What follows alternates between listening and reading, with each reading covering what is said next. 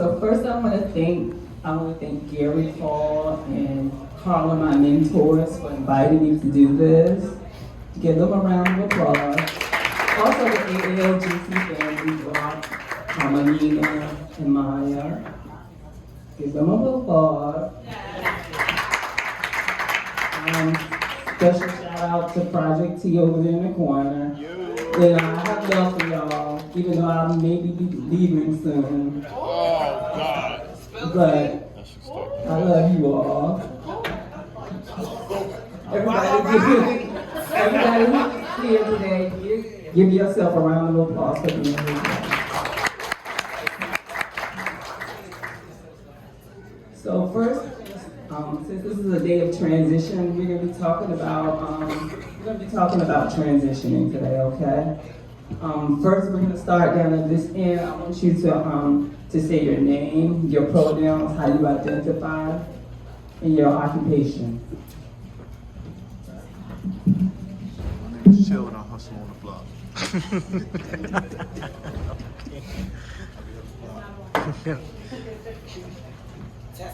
Sorry, y'all. In the words of Harmonica, technical difficulties. What question? Your name, your pronouns, how you identify, and your occupation, if any. Alright, I am Levi Hines, he, him, Unc. I am a HIV tester and counselor at Project T downtown. Well, at NJCR, wherever they send me, that's where I go. I am just a trans man, a black trans man out here trying to live his life, trying to do his thing, trying to spread love and support to all my brothers and sisters and nieces and nephews and all that good stuff. Yeah, that's about it. Thank you, Uncle Levi. No problem. Anytime. Uncle Levi. Hey y'all, baby. No, but I'm Ariana or Ari or Bronze. That's my mother. My pronouns is she, her. How do you identify? What did you do for the... My occupation is I'm a social media specialist. I work for Hyacinth. And there was one more. How do you identify? I'm a woman.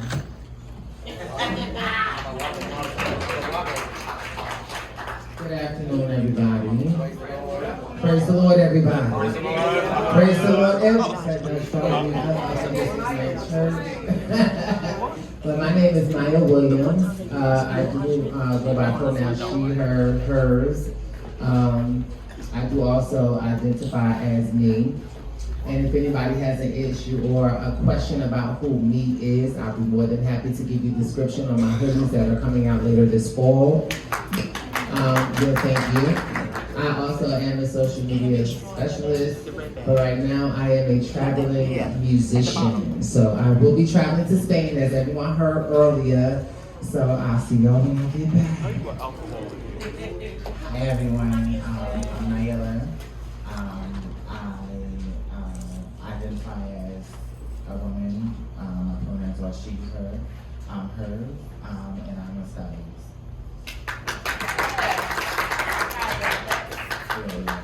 My name is Lawrence. I identify as a man. I go by he and pronouns. And I am a licensed massage therapist in the state of New Jersey. Okay. Right now, though, I currently work for a nonprofit organization that works with the judiciary. It's just a temporary thing, but I am taking clients on the side. So Let's go. Yes, Lawrence!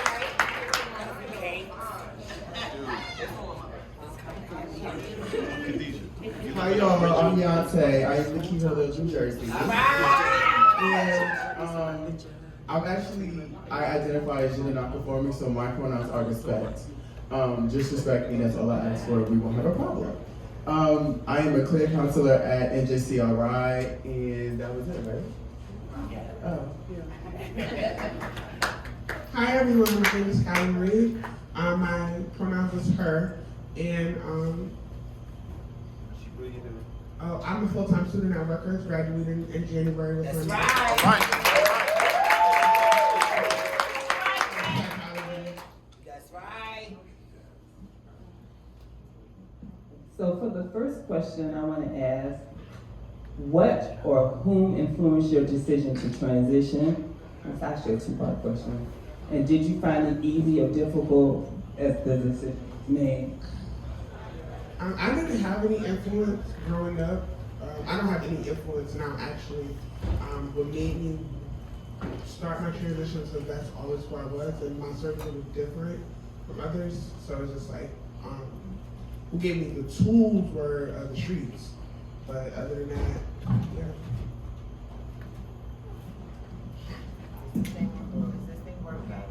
There's only one mic. There's only one mic. Pass it down. Oh, Sound like a song by Nas, right? You want to go in a row? Yeah. Okay.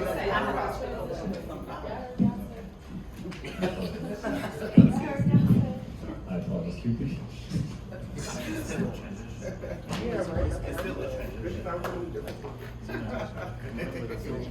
What's inspired me to transition? Yeah, what influenced your decision to transition?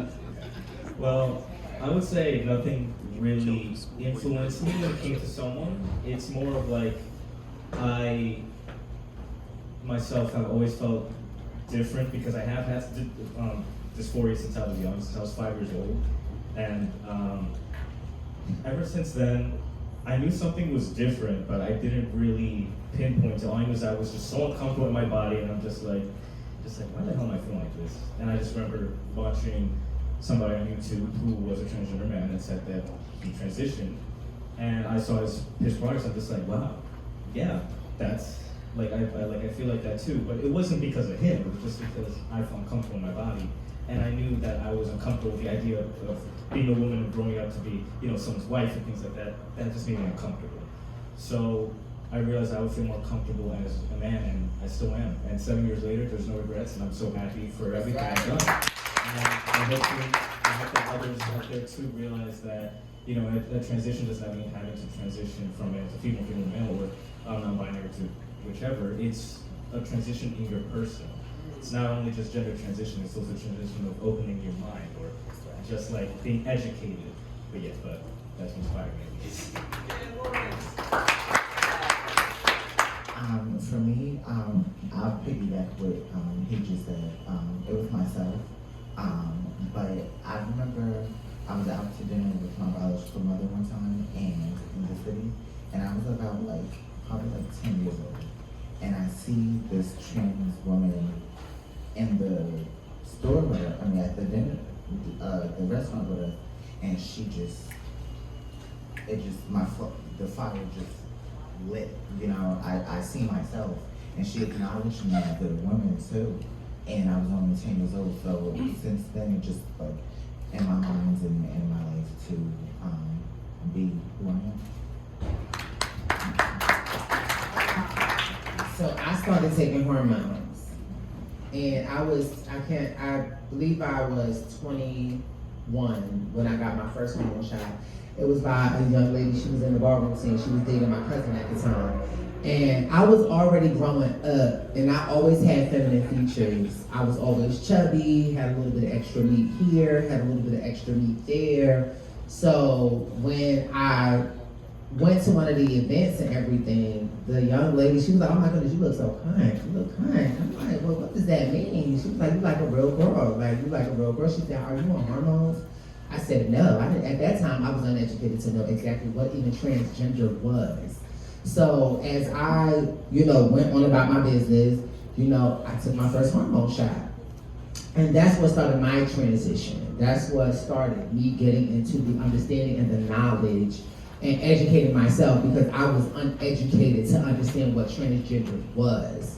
Not necessarily something that I stepped into to do research by myself for an understanding, but when you are, around people who motivate you or who see you the way that you don't even see yourself, you begin to kind of fall into that realm. So as I fell into the realm of transitioning with the first hormone shot, like I said, I started, doing research, and as I started doing research, that's when I, came into the whole community.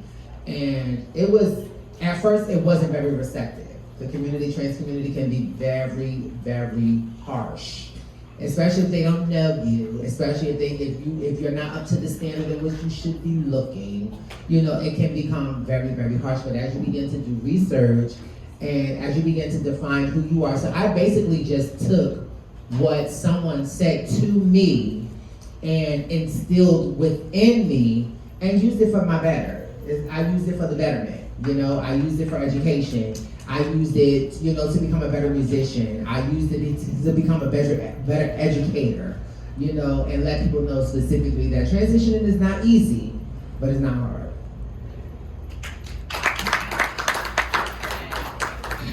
Okay, for me, it started like at a very young age. I was like probably like 16, 17, and at that age you like learn. You do like you dress up in like, you take little sheets and you put them on your, you put them on your thick little dress, and then you put, I used to put like, don't laugh at me. I used to put, I used to put like little, the little dolls, I used to put like little stuffed animals, I put them on my titties. I used to make dresses with my little stuffed animals. So I knew who I was and who I wanted to be. It's not till I went to Project Wow, and I found Tyra, and I found for me as well.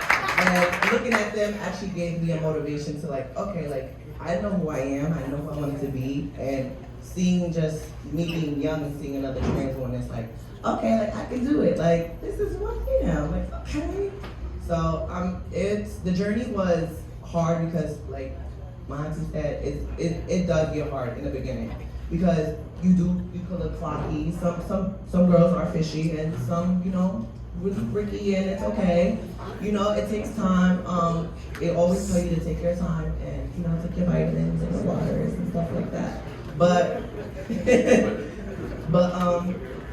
that's how I found out who I was.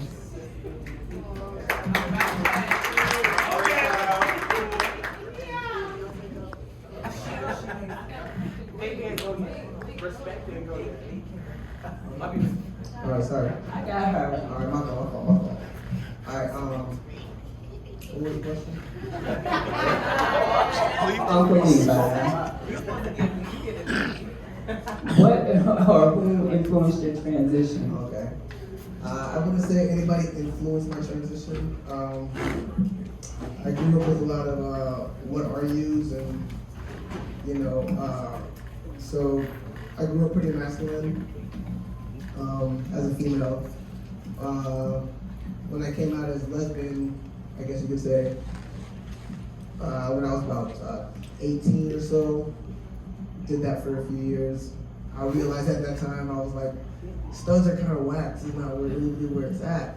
And then my ex-girlfriend of mine introduced me to her trans male boyfriend or whatnot. And when I got to hang out with him and understand, see what was really going on, I was like, okay, that really sounds like what I'm dealing with on the inside. I didn't feel lesbian was the title because I didn't feel like a woman or a female or feminine at any point in life and at any point of my body. So when I heard about that and I started to be more learn more about it, and 2013 I decided, my name is Levi, respect it or keep it moving. And then 2016, that's when I started my actual transition, and I've been living Levi ever since.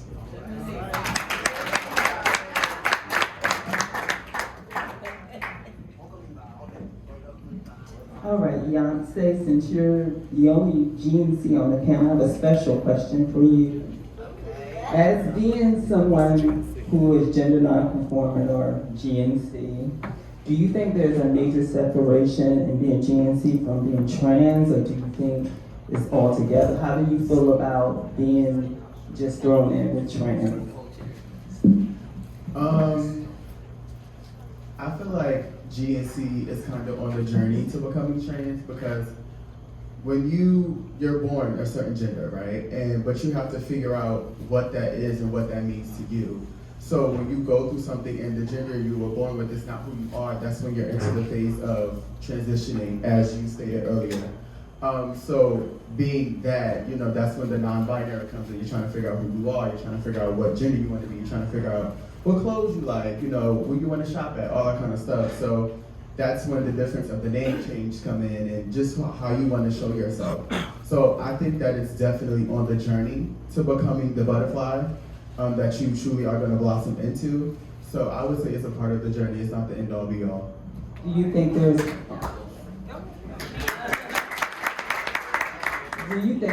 added pressure put on to GNC folks to transition?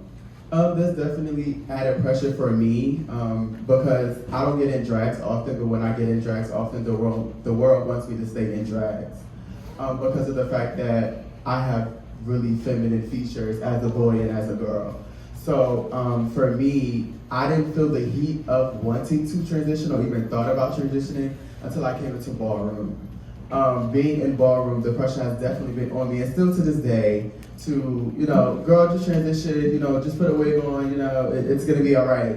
But they don't understand that it's all right now. And I like the journey of being who I am, whether the wig is on or not, you're still gonna see it. So that's my strength in it. I like to be versatile and I like to adapt to the situations that I'm in.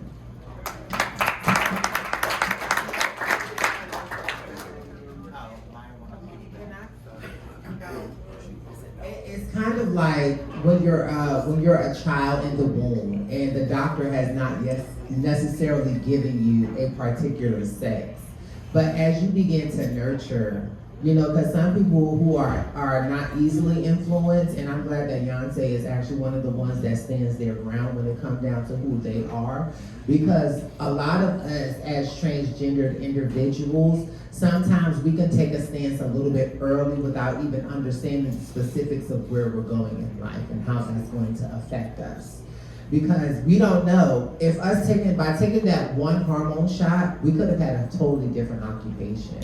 But we possibly have let somebody convince us to become something that we may not even know that we were going to be in the future, because I couldn't have been a traveling musician as a transgender woman. I could have been a chef, We don't know these things. So as we take on the adaptations of our environment, the things that I'm saying to you, and thank you so much, Yonsei, for being on this panel, because we needed that diversity. So I say that to you.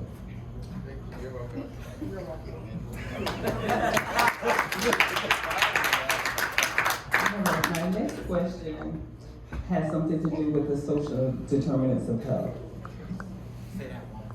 Social determinants of health, which includes education, neighborhood, social and community, economic stability, healthcare. Which one of those do you think is most important, especially in the state of New Jersey, to you? I'm asking this question is because it seems that with a lot of nonprofits and a lot of agencies, when it comes to trans people, they put a lot of emphasis on HIV, and trans people are more than HIV. So trans people are more than HIV. So when they're writing these grants, the first thing they look for when they think of trans is HIV, and that's preposterous. But we need to, we're out of the social determinants of health, food insecurity, housing, other things. Which ones do you think is more important to you, each one of you, and why? I don't even think that's a trick question. I think the answer is eat all of the above, because they go hand in hand with each other.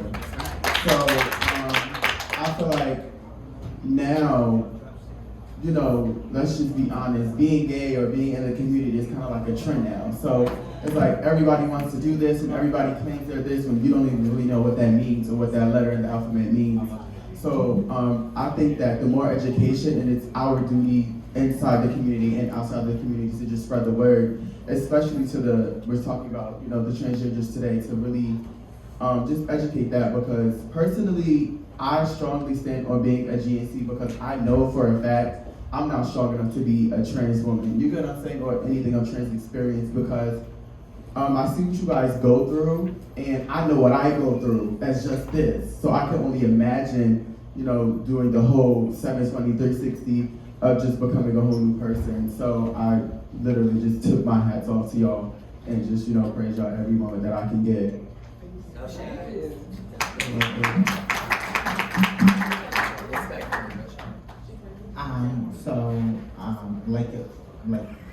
Like Respect said,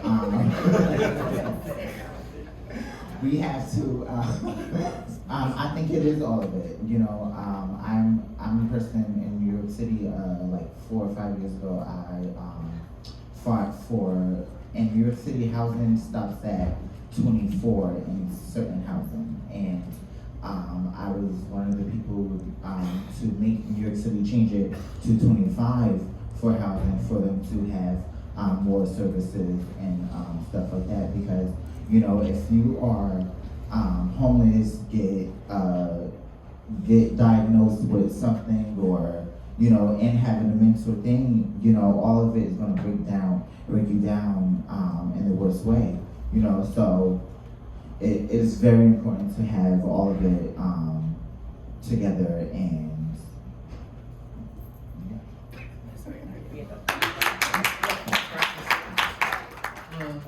I think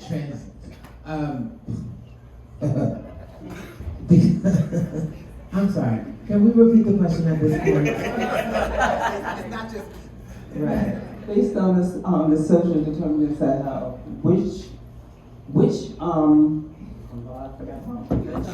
one is more important to you? Like, which one is more important to me? Now, I'm going to step out of the box and say mental health is important to me. Because, for one, mentally, if a person is not mentally stable, they won't be stable, period, in life.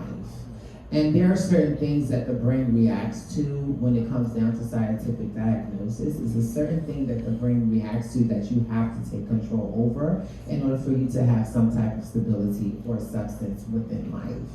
I cannot tell my brain that mashed potatoes is going to be good for my thighs if they're actually good for my hips.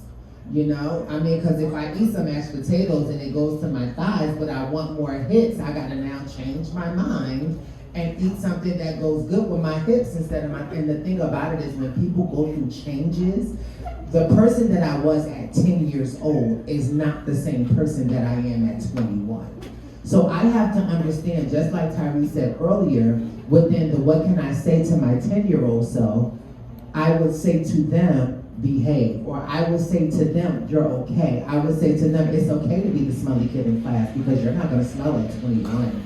You know, I can say that to my 10-year-old self. I can say that. And like I said, mental health is very, very important because the stages of the brain sometimes have to go through a recharge or a reset in order for you to move forward. That's right.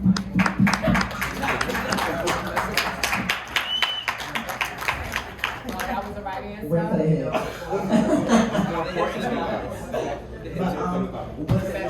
What's more important to me, like Jonathan said, all of the above. But what really mainly sticks out to me, yes, it is mental health, but also it is housing. Not a lot of girls out here, you get what I'm saying? There's not a lot of housing for girls like me, especially at a young age. I am 26 years old. I love them that I look, but at the end of the day, I feel as though like it's a lot of housing for, you know, a lot of people, whether you're straight, gay, you know, but then when it comes to the trans community, it's like, I'm just gonna shove that to the side. We're not side chicks, okay? That's not what we are. We are here, we're standing, and at the end of the day, I had to fight hard to get where I had to get to. It wasn't easy for me. I had to work hard and harder and harder and harder to get to what I had to get to. There was no housing in my era, and well, it was, but it wasn't for me. If you get what I'm saying, it was mostly for gay men and stuff like that. So now that there is resources for trans women, it's not a lot, but it is, but it's not a lot as we want it to be. And when I say about housing, that some of us are tired of working from hotel to hotel and You get what I'm saying? Like actually living that life and actually trying to make it to where you want to be. That's right. And I feel like housing is more important to me. I want to say this because housing is also important, but shout out to my sister Tyra. Let me tell you something about this girl.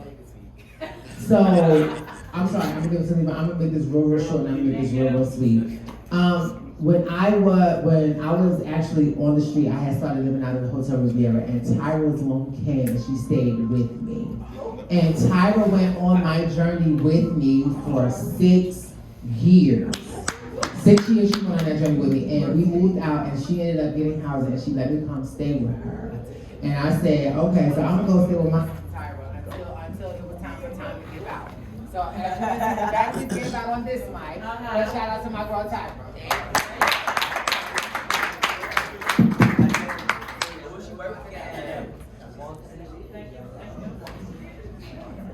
They cut my mic off. They said it's What was the question? No, I understand. I would say yes, all of the above. But housing, safe spaces on a daily, nightly, continuous basis for trans folks. Because I never personally had to go to a shelter or anything like that. And I've heard in the job that I'm in right now, I've heard a lot of stories of a lot of young trans folk, older trans folk, when they're having to go to shelters not made for them. So they're not completely safe all the time. So to me, housing, safe spaces for trans folk is definitely important and necessary, and I haven't seen any yet, and it's definitely needed. And I am working on that, just so you know.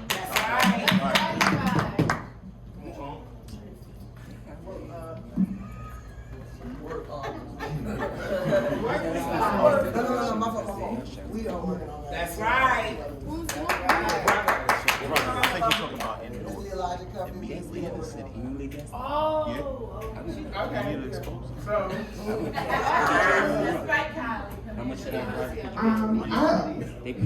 I personally think education and mental health services should be at the top of the list, because it's like you really can't go nowhere in life without an education. And then also being trans, mental health matters so much. Like, we don't really talk about what we really go through on a day-to-day basis mentally. Like, especially if you're like in the scene. I'm not in the scene, but like it's just like you're being scrutinized. You're under a lot of scrutiny, period. And I just think that mental health and education matters.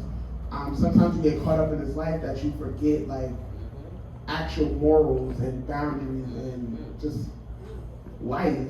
Yeah. Talk about it. So, yeah. No, bitch.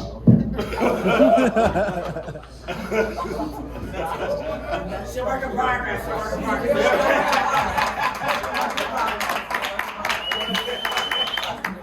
Guys, amen. Amen. Charge it to her head, not her heart. I do agree that it is a mix of everything. However, I feel like that a lot of people sort of didn't mention this, but it's definitely the economy too. Because a lot of people are affected by this, and it is inflation. Inflation really has been getting to not only myself, but also others around us. Like, for example, like it's hard to buy food now. If you buy like 10 items, it's gonna be $100. Okay. And now, I remember when I was 19, I had a fight with my father, and he temporarily kicked me out of my house. And I worked at ShopRite at the time, and I wasn't proud of this, but I was so broke that I had to steal from them. And I'm ashamed to admit that I did.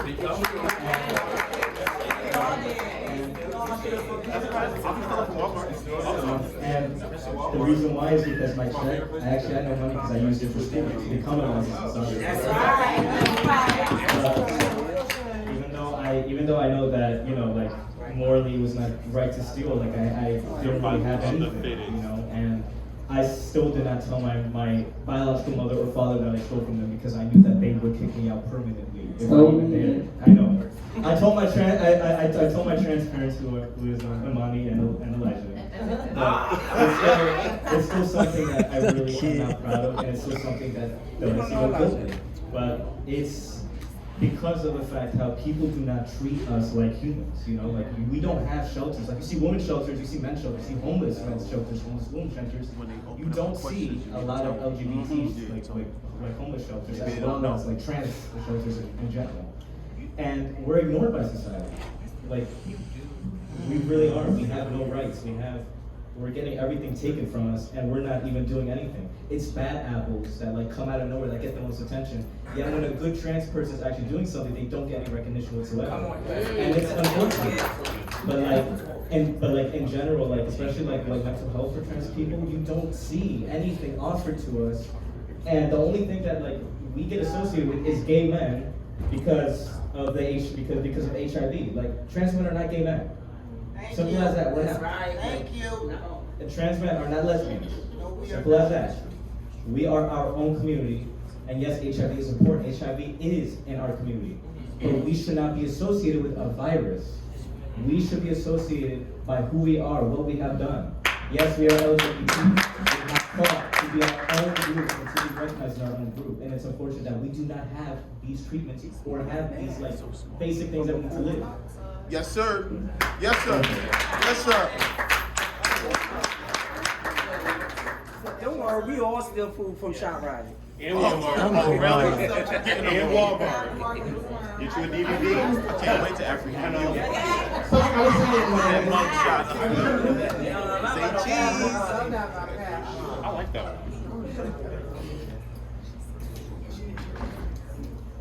But to piggyback off of what you were saying about there's not any resources for trans people. There are, but they're ran by people who have negative intentions. Bias. Thank you. And so you have people that run these facilities whose priorities are checked, so to speak, and that you're just another number. So it's just like we need more people who care for the community to help the community. The LGBT community has become a check for not only the community, but for major companies, and now it's just like, we're just marketing tools right now. That's right. Yep. Wow. I personally think that, there's no spaces for us trans people in Jersey. In New York City, there are. In New York City, they do have trans housing. In New York City, they do have shelters for trans people. Ali Fournier Center, Patrick Martin have other places. They have Streetworks. They have those things. You just have to go out of, out of Jersey, to get those things. Right along with my sister, we was homeless at the Rain Foundation together at young ages, and those are people who is in our community who had nothing for us, who didn't give us nothing, nothing. And like you said, they're here, but people have bad intentions. They have bad intentions, and they are in our community with no intentions for us. Okay. I'm about to be very controversial with this next question. So get ready. So, LGBTQ plus and so how do you all feel since, being transgender is more about this is identity. So how would you feel about each one of you? How would you feel about if the T was removed from the acronym? Oh, I would love that. I don't personally identify as trans. I don't like putting myself in a box, but what I'm about to say is contradicting. I'm a woman. Before anything, trans is just what I do, right now. But it's just like, I would like for the whole LGBT, the whole everything to just go away. Titles, labels, except for gender. I don't know. Yeah, never mind. But I just think that if it all goes away and everybody just be who you are, it'd just be such a better place because who really cares? And then if the LGBT community just but if we just keep putting ourselves in this one box, we're just gonna feel like all we have is a wall or all we have is each other, when there's allies that we're scared to go to because we feel like they don't understand us. Although they may not understand everything about us, they're always willing to listen and learn. So I just say get rid of it all. Well, we want to line. Yeah, go on. No, go ahead. We want to line. Put some respect on it. No, it's not even that. That's a loaded question. The question was, how would we feel if it was removed completely? I feel like you moving that representation out of the world is kind of removing the community that it represents out of the world. So I feel like leave it, you know? And I feel like our community, and we like to say the alphabet community, I feel like we fought so hard to be who we are and to stand in our truth. Don't take it away now just because we making noise. Like, don't take it away now because it's becoming mainstream. Let it there and let us blossom into what we need to do. I don't feel like it needs to be taken away. Why would it be taken away? Like, there's no number one reason for anybody to say, well, let's take it out. Like, this isn't, we don't get a sabbatical, a break from being who we are. This is who we are. So I don't know, like, to be honest, I'm kind of offended by the question. Because it just doesn't make any sense to me. We fought so long to get here and now you want to take it out. No, well, I'm gonna explain. So basically, like, when it comes to the acronym, you know, lesbian, bisexual, that's more, you know, about orientation, you know. It's not about, you know, trans is more about identity. That's why I was saying, That if part. you have that removed. That part. For the question, I feel like that when it comes to LGBT in general, I think of like the first ever protest that we had, where it was allegedly a drag queen who had started this movement. And even though, yes, I know that sexuality and gender are completely different. God. So.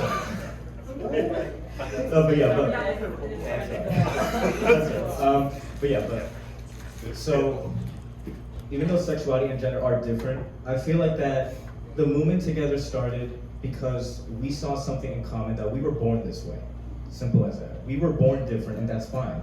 But a lot of people, especially closed-minded people, you see, they just don't have that capability of like understand that because how they were raised, because a lot of people were not raised with love. A lot of people were raised with hate. And I personally would hate to see LGBT completely removed in general. Because I feel like that the more people that stand together, the more louder our voices are heard.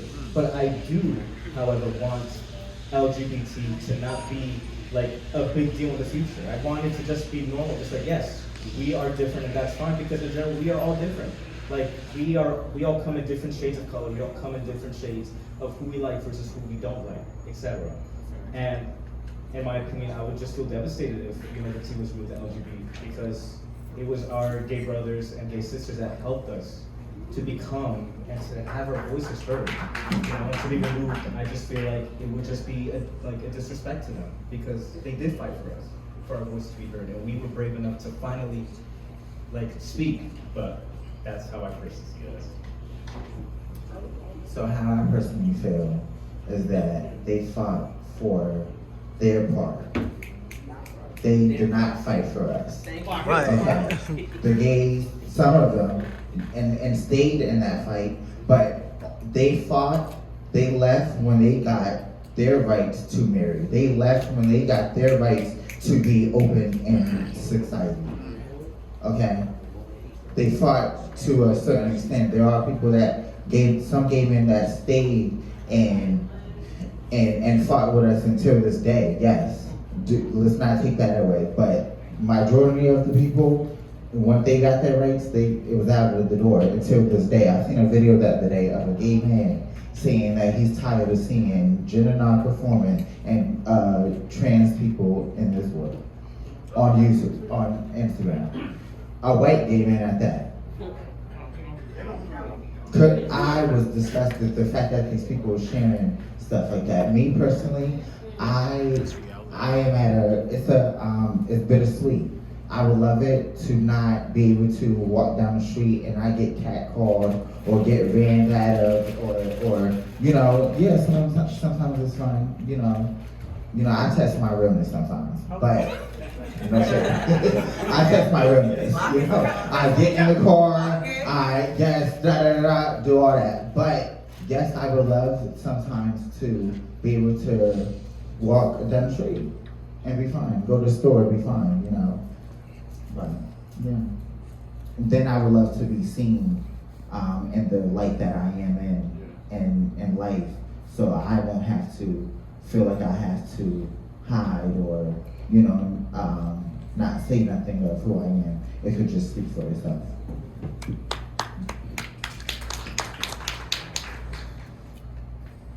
So, do I want the T to be excluded from the L, the G, the B, Q, the I, the A, the plus?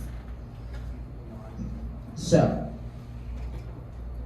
if we take those acronyms and we really think about who they are, it will show a lot to, and now here is where I go spiritual, because there's a scripture that says the hand cannot tell the foot that they don't need them, or the fingers cannot tell the leg that they don't need them. And the problem, I believe, what we have is the T is fighting for the exact same thing that the G and the L's are fighting for, but it's kind of like a family of siblings. You know how you got that older sibling that don't like the baby brother, so they go back to the baby brother and it's like, well, you was adopted anyway. And that's exactly how it is. And the thing about it is, we're all one big family.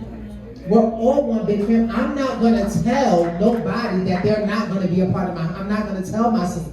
I don't care where I fall. I can fall on the outer skirts of the Atlantic Ocean and identify as the daggone deep blue sea.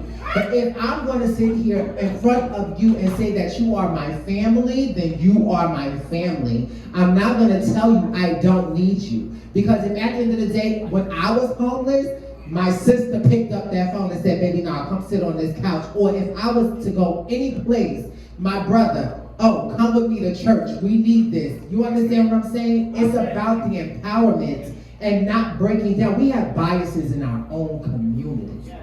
We got people, just because our birth certificate has changed over to becoming female, and now we identify as a cis woman. I'm not gonna tell my trans sister next door like, oh girl, well, Miss Thing, you gotta get to where I am. No, we're not gonna do that. What I'm gonna do is I'm gonna take your hand and you come right along with me, honey, and let's do this journey together the same way as if I either had someone or did not have someone. So the exclusion of the T, if that's the case, we might as well get rid of the whole community.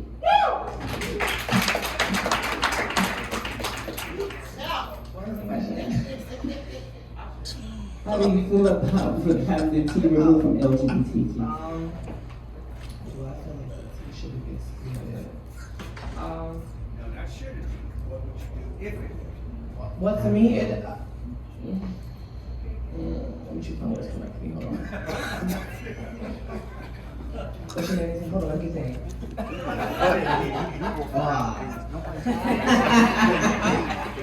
No, but I don't really care about They need the right people on this panel. It's just, to me, it's just another letter to another, just another part of letter.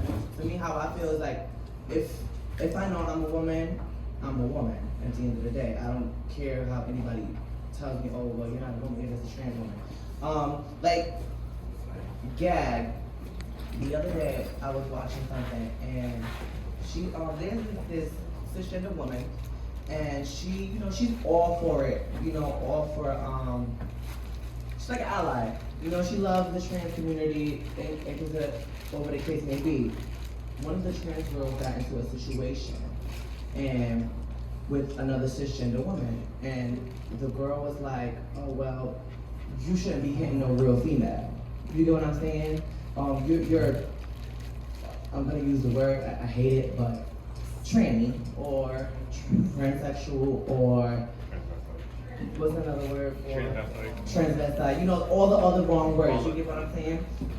So for me, stuff like that, when cisgender say things like that to a woman like me, it kind of strucks the brain a little bit, because it's like, how we all supposed to be like one big happy family? You get what I'm saying? I'm excluding the T out of woman. I said, how are we gonna be as a woman? How are we supposed to come together?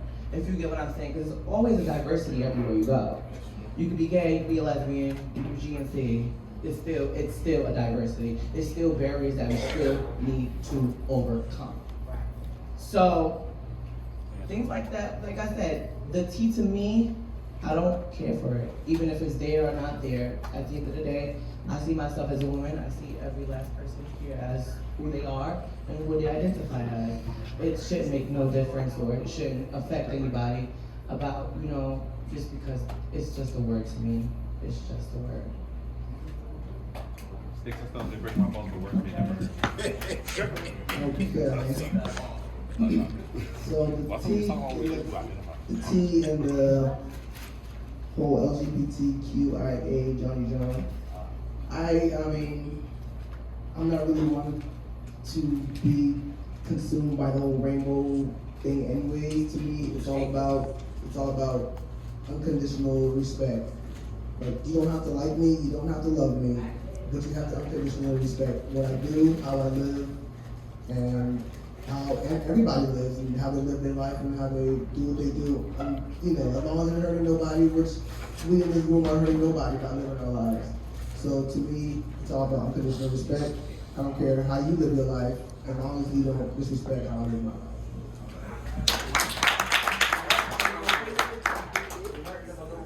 So the next question, since we're talking about rights, if you've been watching the news and, just paying attention, you have a Florida governor down there that has a, don't say gay bill. And, don't say his name.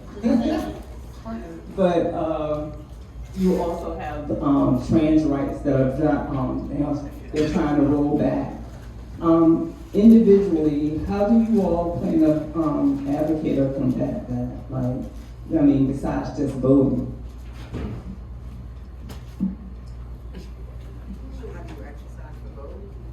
No, besides voting, how would you advocate to stop these things from occurring, from these rollbacks occurring?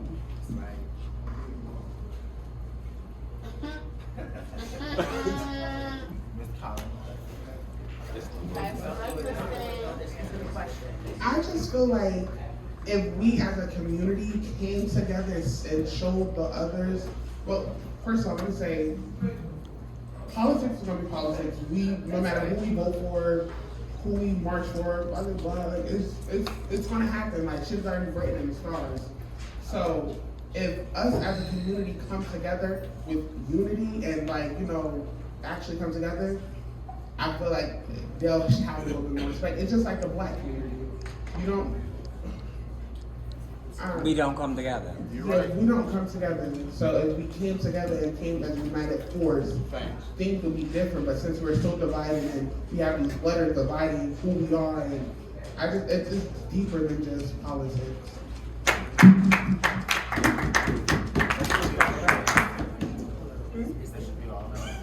Okay, I answered for the group. Yeah. Right.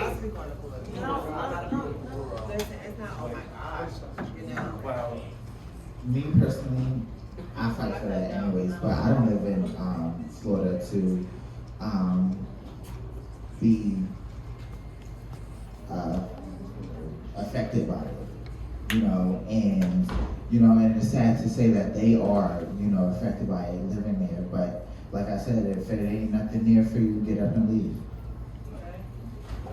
Now this is the thing, you gotta bring that up to New Jersey, because there are still a lot of bills that have not even been passed for LGBT rights in the state of New Jersey.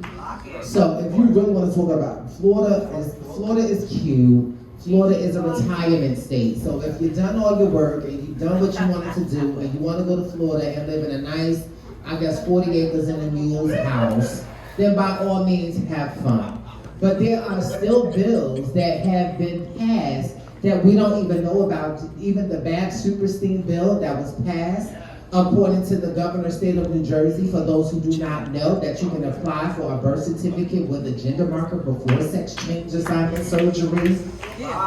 We have things like that that we need to worry about. The anti-bills that are trying to be passed within legislation and in Congress has not yet gone yet.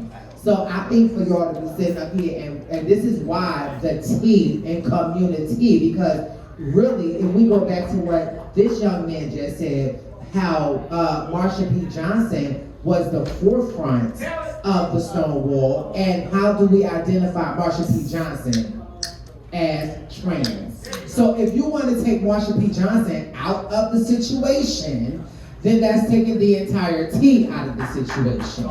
So if we want to take the T out of the situation, when the actual rights that gays and lesbians fight for was actually done by someone who was identified now in political views as trans, then where do we stand?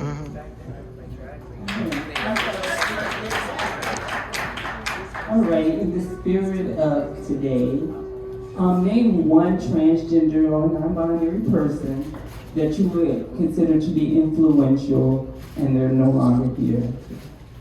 Why they gotta be dead? Yeah, why they gotta be dead? Remember. Well, I remember. It's resilient.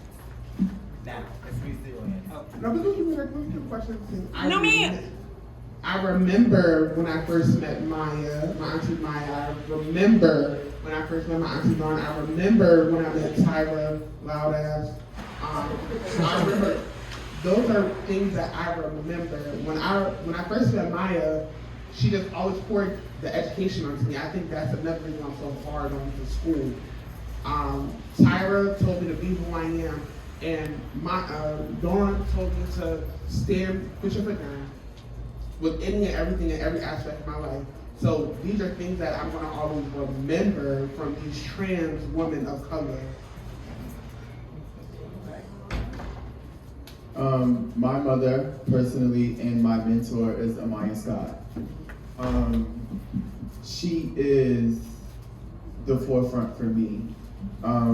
She's a big, like, I don't know what the word is, but I want to say like treasurer in the community, because she, was on TV for just lack of, let's just put that out there. She was on a show and she brought light to that, and she was the only one of her kind on that show. The show was Star. So she. Now, she was the only person on that show that was all straight. It was a major network, and she was the only one who actually, for the first time, played a trans character on TV. She was herself. So, being that she is a major component in, what I stand in and stand firmly I am today. When I actually first met her, she asked me what are you? And I didn't have an answer. So she wanted to, she took me on her wing and to help that, because growing up in this community, people don't even ask you that. They just take you up and they swoop you up, and then next thing you know, you're into something. So she gave me the tools that I needed, and now I'm just, I would like to think of myself as a staple of the community through her. So Amaya Scott, she's definitely dear to my heart about that. Yeah, that's what's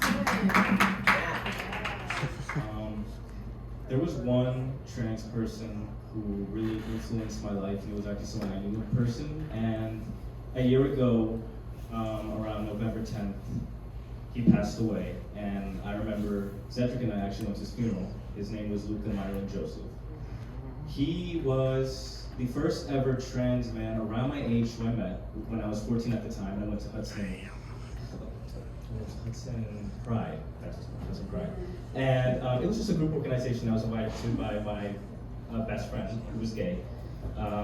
And he convinced me with free pizza. I'm just like, I'm hungry. I'll just go there. Youngest one that passed. For the first time, I actually met someone just like me. Luca was a spirit that was so inspiring to me, because to me, I thought he was older than me. Just the fact that he came up to me saying, "Hi, how are you, Lawrence? My name is Luca. I just was hosting this event. I wanted to know what you thought about it." And then we got on pretty nicely, and we hung out at Journal Square for like 3 hours, and I got home at midnight. School night, by the way, so I had no sleep. But I have not seen Luca since in 2 years, and I remember my best friend invited all of us while it was, it was supposed to be locked down. We were supposed to all be together, but we were together anyway because it was New Year's Eve, and we're just like, we're gonna hang out, whatever. So it was my best friend's sister, Luca, and me, all surrounded by the freaking like Christmas tree that we forgot to like put down, and it was just like yeah, 2021, and hopefully it's not shitty. But yeah, when I went home, I never really saw him again until I got a call from my best friend saying that he passed away because somebody killed him. He was drugged by a homeless man who gave him a slice of pizza. And when I heard that, even though I never cried on TV ever since I started, that was the first time I actually bawled. Like, I was literally in bed like in tears because I really was thinking about hitting him up again to just chat with him because it was 2 years at the time since I last saw him. And now, knowing that I can't see him again really hurt me a lot because he really did inspire me to be me.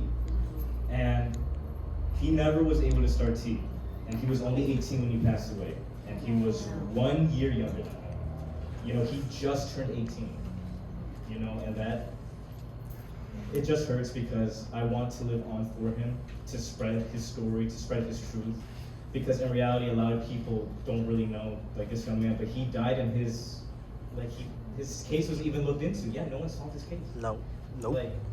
And the guy who did it got away with it. Yep. And we're just like mind-boggled. And it's unfortunate, but I remember him because he really did inspire me to be myself, to be more confident in being a man, because I know that I'm a man. And all those doubts that I had before, he literally told me that it's okay, be yourself. I'm me, I'm myself. And he inspired me to just be myself. So rest in peace, Luca. I always remember you. Rest in peace, Luca. I'm so sorry that you are experiencing that. I'm gonna lighten up the room with the person that I look up to and have to my self-path resilience is my mother Dawn. Y'all know her as Amina. My mother Dawn, Tyra, Maya,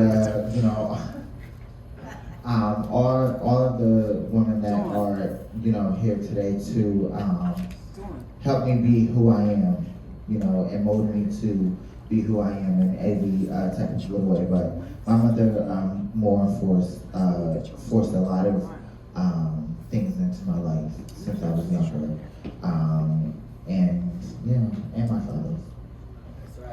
That's right. Your father. Right. I have two fathers. Love my dads. Thank you. That loves me, supports me in everything and anything that I do. They put this together. So if we're talking mentors, I have a few. Because, excuse me, y'all had y'all time. Thank you. One. Okay. Oh, two. But that ain't no work no more. He's coming with the actual. Okay, so if we're talking mentors, and this is in the order, because when I first started coming around, you see that lady in that bonnet that's sashaying into the back right there? Go on. That's my big little sister.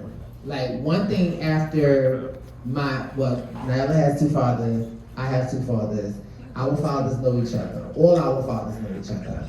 And that's how we became good friends, because our fathers knew each other. And my father, one of my fathers, his name is Chad. He was a part of a group called Men of Excellence back in the 80s. So he came to me, he said, and I told him, I said, I want to transition. He said, we're going to do this transition, you're going to do it right through it. And once I started taking hormones and everything, he made sure that, I got my laser surgery done, everything as far as that is concerned.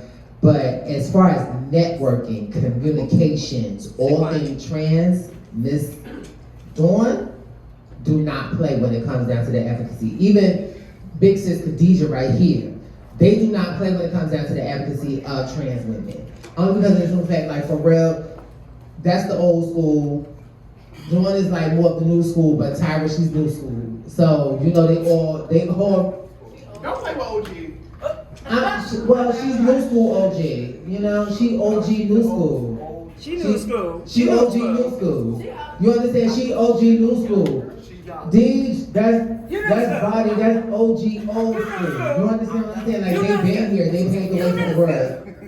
So if we talk about like, you know, the networking was done by these women. Even Amani just now came into my life a couple of years ago along with her husband. They came into my life maybe a couple of years ago. You know, and even then with them coming in, and the navigation, it's the navigation through the actual community, because if you are going into somewhere blind, you're gonna need someone who has gone through the experience of understanding and knowing how to navigate. Navigation is completely important because you can't run just like a GPS. I mean, the GPS may take you all around the world, but baby, guess what? It will get you to the destination that you asked for.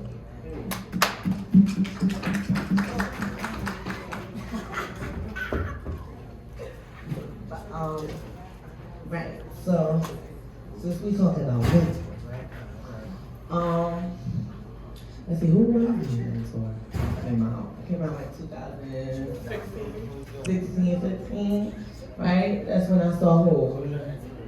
My inspiration, it's not a mentor, it's an inspiration. It could be anybody.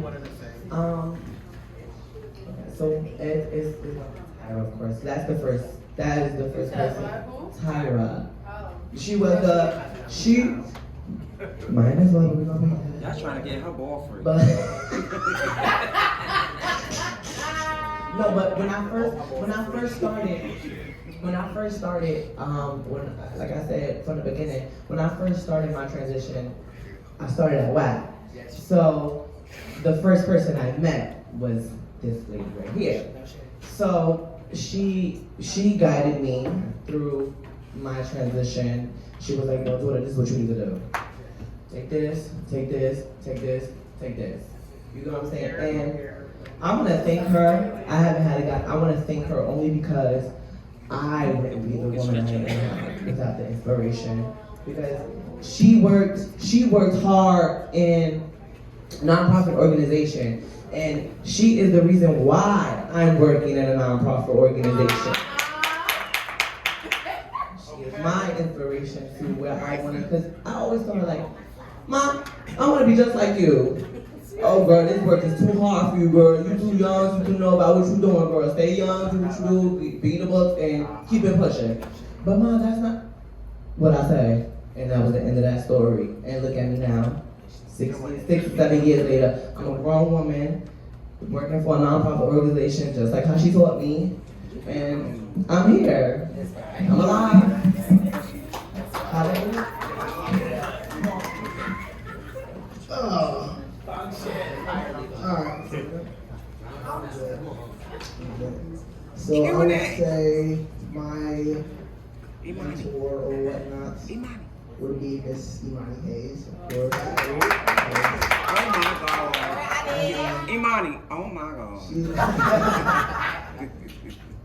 I'm not easy to deal with, I'll tell you that.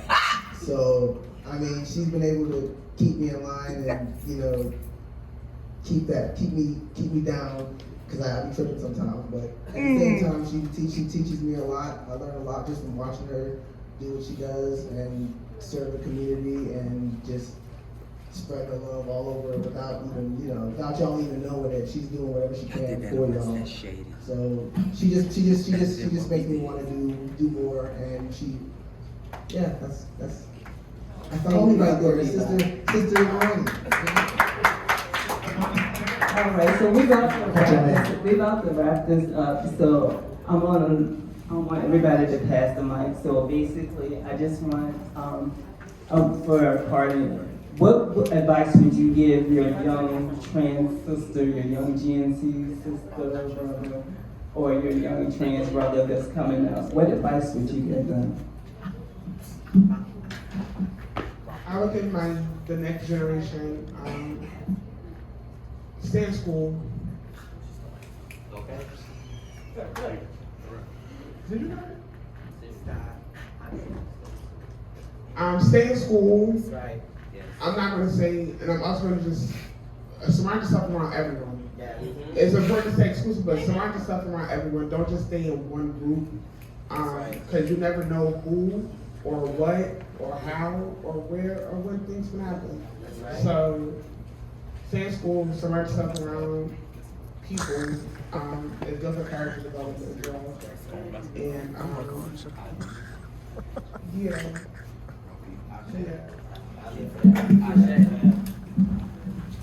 My advice would be to take your time. That's right.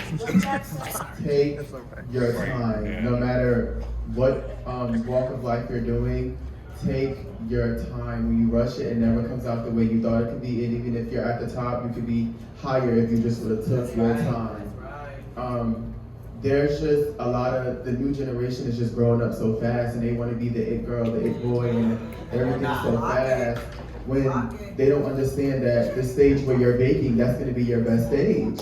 So I just want everybody to just take your time, please. I can't stress it enough. Just take your time. That's right. I agree with respect. I agree with respect. It definitely is to take your time. And personally, I would say surround yourself with people who love you. And I don't mean like your biological family, I mean your chosen family.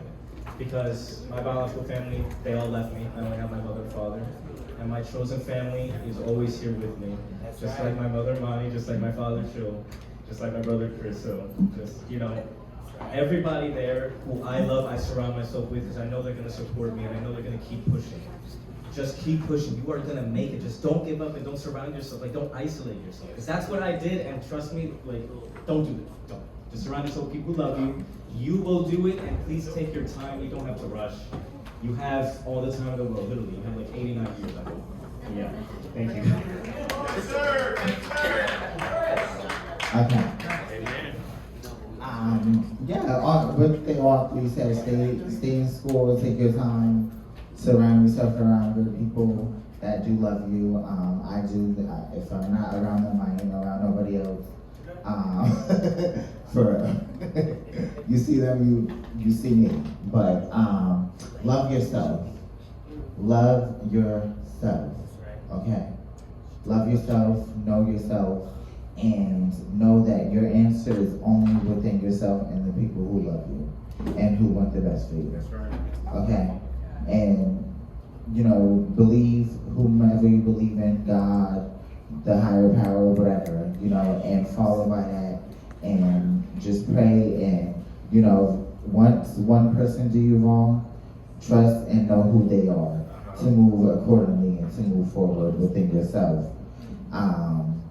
And never doubt yourself. I'm gonna say stand firm in your decision. Only because even if you get a no, and sometimes it takes 3 no's to get 1 yes. 10 no's to get 1 yes, depending on which route you're trying to take. If you're taking the Michelle Obama road, it's gonna take about 3 no's to get a yes. But if you want to take the Sydney Star road and all the rest of the world's roads, then it's gonna take about 10 no's to get to 1 yes. So even sometimes if you stand firm within your decision, you may have to advocate for yourself. Not all the time is everyone advocating for you all at the same time. You sometimes have to step in for yourself. If you have a no and you're not understanding why you received that no, step in for yourself. Make your presence know that, hey, listen, I am the one who is asking for the services, and if you needed to see me, here I am. So sometimes standing firm in your decision, step in for yourself, and don't take no for an answer. Right.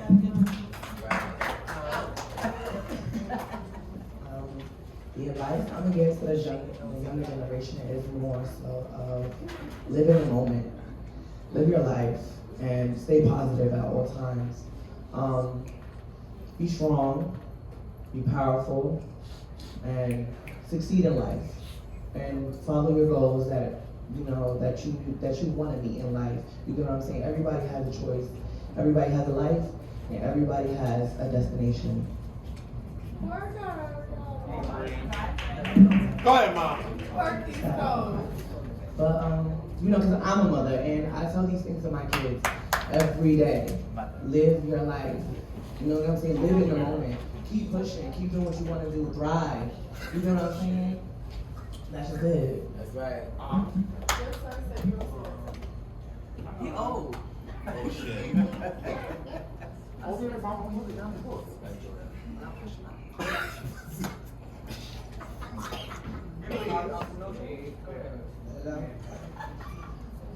I'd say to younger nieces and nephews, young stars.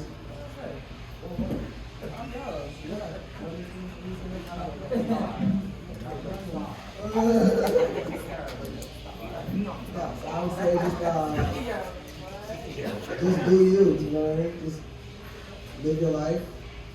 Get where you want to get. You know where you want to go, just get there and just, you know, I don't want to say as fast as you can, but as efficiently as possible. You know what I mean? So, yeah, that's it. I'd like to thank my panel today, people around the house.